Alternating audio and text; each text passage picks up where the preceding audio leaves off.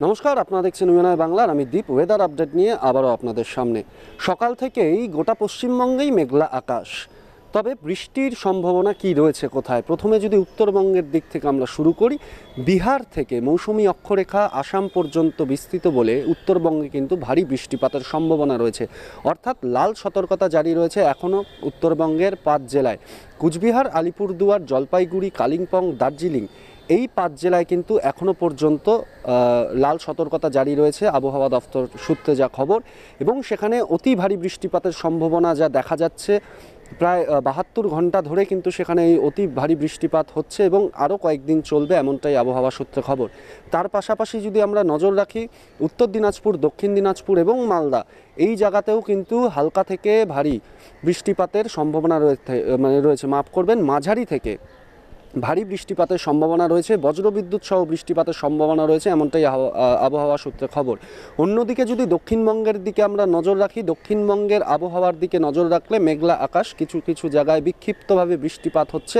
এবং আবহাওয়া সূত্রে যা খবর যে আজকে বুধবার, এই আজকের ডেট থেকে, আজকের তারিখ থেকে প্রায় শুক্রবার, অর্থাৎ এই সপ্তাহের প্রায় শেষ পর্যন্ত এখানে কিন্তু বৃষ্টির পরিমাণ অনেকটাই বাড়বে, অর্থাৎ হালকা থেকে মাঝারি বৃষ্টিপাত, আবার কখনো ভারী বৃষ্টিপাত বিক্ষিপ্তভাবে দেখা যাবে। তার সাথে সাথে আজকে সন্ধ্যার পর থেকে, অর্থাৎ যত সময় গড়াবে তারপর থেকে কিন্তু বৃষ্টির পরিমাণ যেমন বাড়বে, বজ্রবিদ্যুৎ সহ বৃষ্টিপাতের সম্ভাবনাও বাড়বে, এমনটাই হাওয়া অফিস সূত্রে খবর। তার পাশাপাশি গাঙ্গেয় যে সকল উপকূলীয়বর্তী অঞ্চল রয়েছে সেখানেও কিন্তু বৃষ্টির সম্ভাবনা অত্যাধিক বেশি। এর কারণ হচ্ছে যে বাংলাদেশ এবং ভারত সীমান্তের মধ্যে একটি ঘূর্ণাবর্তন কাজ করছে, যেটা নিম্নচাপে পরিণত হওয়ার পর বৃষ্টির পরিমাণ আরও বাড়বে, এমনটাই হাওয়া অফিস সূত্রে খবর। এর ফলে বাংলাদেশের কিছু জায়গা এবং তার পাশাপাশি পশ্চিমবঙ্গের পশ্চিমী জেলা যে সকল রয়েছে, মুর্শিদাবাদ, বীরভূম, বাঁকুড়া, ঝাড়গ্রাম, এই সকল জায়গায় কিন্তু বৃষ্টির পরিমাণ বাড়বে এবং তার সাথে সাথে ঝোড়ো হাওয়া, দমকা হাওয়া বইতে পারে। তার পাশাপাশি বজ্রবিদ্যুৎ সহ বৃষ্টিপাতের সম্ভাবনা রয়েছে।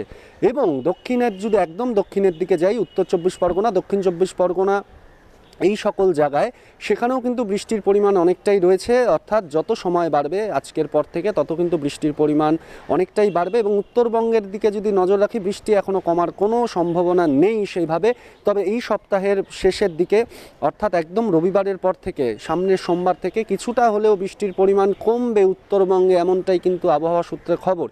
তবে যা বললাম, মৌসুমি অক্ষরেখা বিহার থেকে আসাম পর্যন্ত সমান্তরালে রয়েছে, অর্থাৎ উত্তরবঙ্গের ওপর দিয়ে এই অক্ষরেখা যাওয়ার কারণে কিন্তু উত্তরবঙ্গে বিশাল পরিমাণ বৃষ্টি হচ্ছে, অর্থাৎ ভারী বৃষ্টিপাত হচ্ছে, যার জন্য দেখা যাচ্ছে সিকিম সহ কালিম্পং, দার্জিলিং, বিভিন্ন এই যে পাহাড়ি অঞ্চল রয়েছে সেখানে কিন্তু ধস নামার যে চিত্র দেখা যাচ্ছে। এবং পর্যটকদের জন্য কিন্তু সেই সকল জায়গাগুলো বন্ধ রয়েছে, কারণ যে সকল ছোট ছোট ঝর্ণা, আমরা জানি পাহাড়ে যে সকল ছোট ছোট ঝর্ণা আছে সেখানে জলের গতিবেগ এত পরিমাণ বেড়ে গেছে, তার কারণে ধস নামছে এবং সেই ঝর্ণা বৃহৎ আকৃতি ধারণ করেছে।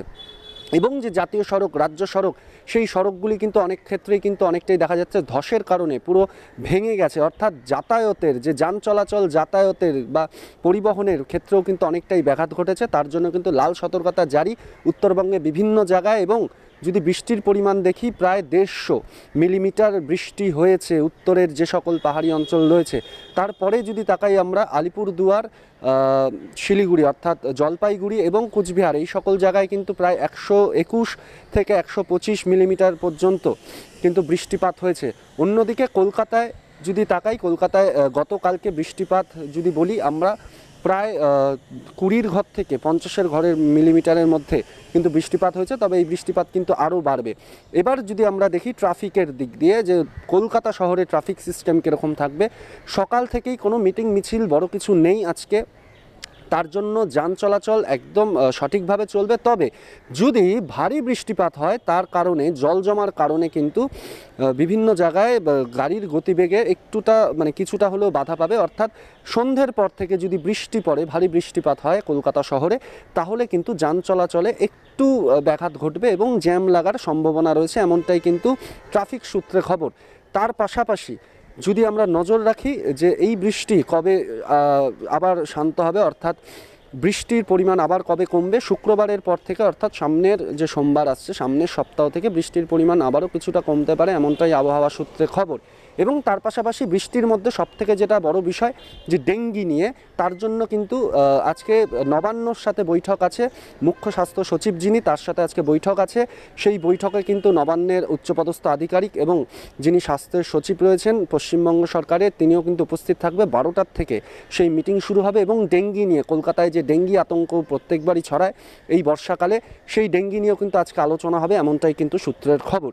বিভিন্ন খবরের আপডেট জানতে চোখ রাখুন ইউএনআই বাংলার পর্দায়। আপনাদের যে কোনো মন্তব্য আমাদের কমেন্টে রাখবেন, কারণ আপনাদের মন্তব্য আমাদের জন্য অত্যন্ত গুরুত্বপূর্ণ। ক্যামেরায় তারক সাহার সাথে দিব্যব্রহ্মচারীর রিপোর্ট, ইউএনআই বাংলা। आप देख रहे हैं न्यूज UNI।